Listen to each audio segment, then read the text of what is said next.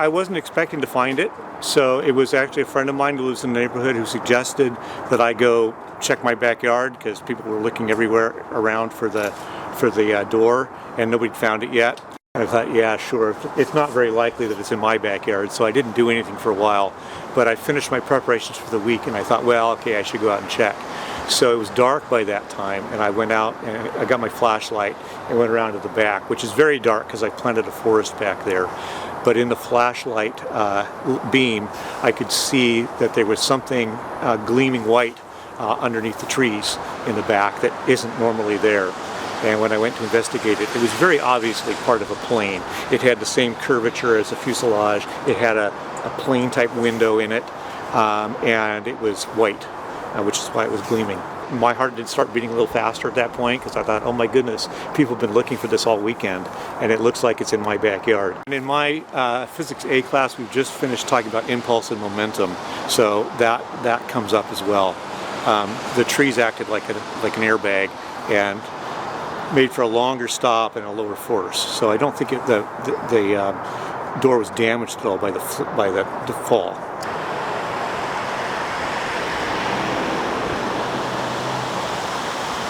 It just came down as a single unit and was lying in my backyard. So it was kind of caught in the trees at the time. They pulled it out and laid it out on the grass, and even though it was raining this morning, they were up close and shining their lights on it and taking pictures and starting to try to figure out what had happened to cause that.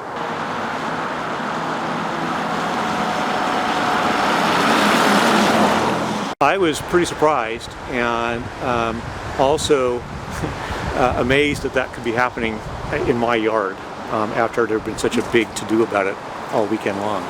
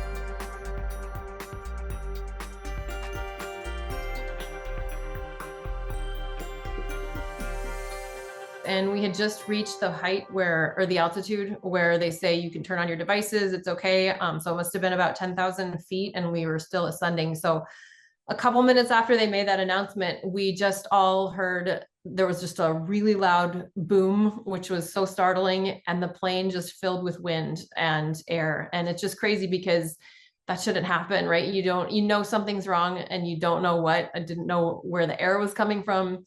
The oxygen masks dropped. Everyone knew what to do. We just grabbed the masks, but it was just really unnerving because we knew something was wrong.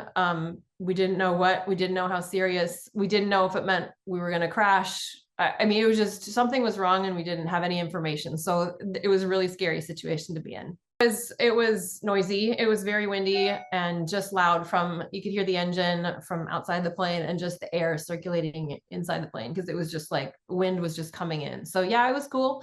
It was, I wouldn't say cold. It wasn't uncomfortably cold. It was just cool and windy, which is again not what you want on your flight. And the kid jumped over me and sat there and grabbed his mask and put it on, and it was all happening so fast and it was confusing.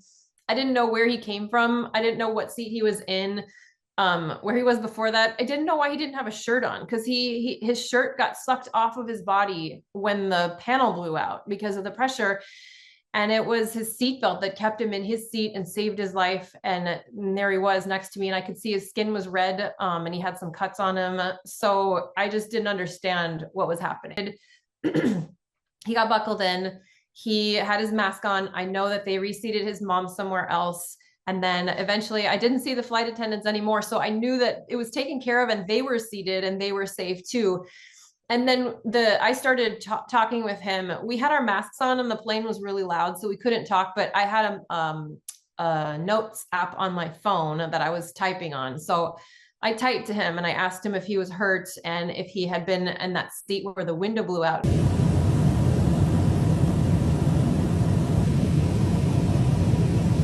It wasn't just the window, it was that whole panel. And I just couldn't believe he was sitting there and what he must have gone through, what he must have been feeling at the time, because I was scared and I wasn't the one sitting right there. So anyway, we talked on our phones a little bit just because we couldn't speak, and he let me know that he was okay physically, and that his mom was okay too. And that was, we didn't say too much, but I just wanted to make sure he wasn't hurt.